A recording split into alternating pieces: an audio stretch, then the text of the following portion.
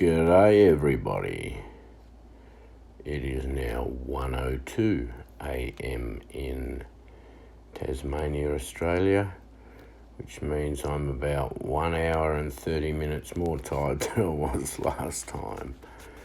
Anyway, I'm going to waffle for a bit because we're nearly down to 1 hour until the Great American Eclipse begins.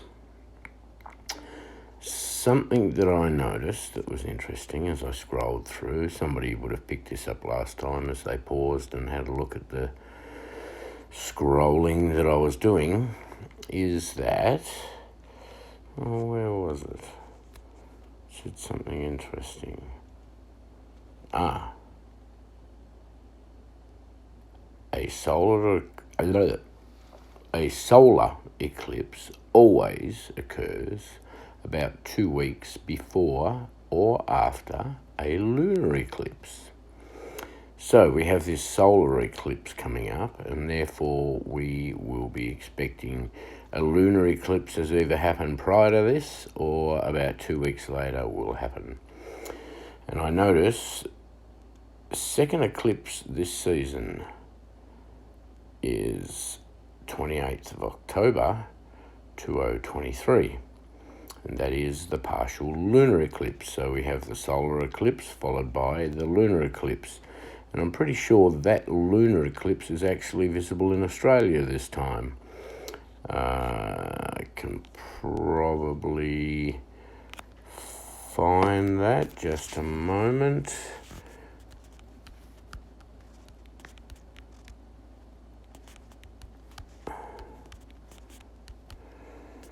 Oops.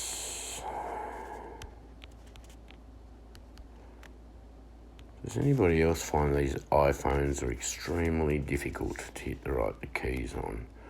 I certainly do. So Australia, here we go. Eclipses. Yes, I was correct.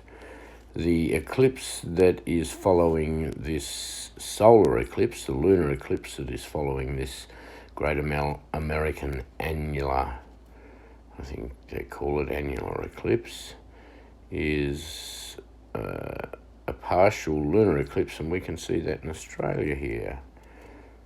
Doesn't look like we're going to get much of one by that diagram.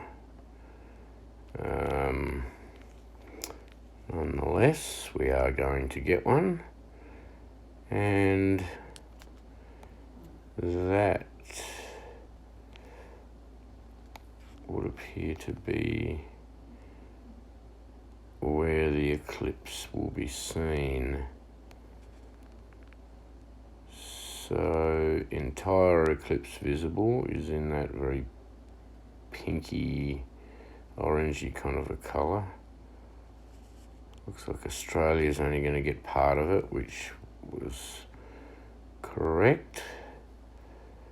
But notice that also parts of that eclipse also go through the same place that, or pretty much the same place that this annular eclipse is going to go through in less than an hour's time, or going to begin in less than an hour's time. I have no idea whether that is significant or not, but it is interesting that we can be expecting a lunar eclipse straight after the solar eclipse, which we have here, as previously mentioned. All different countries that will see it based on Hobart time, the start, maximum and end of the eclipse. And scrolling fast, I hope that's not making anybody sick.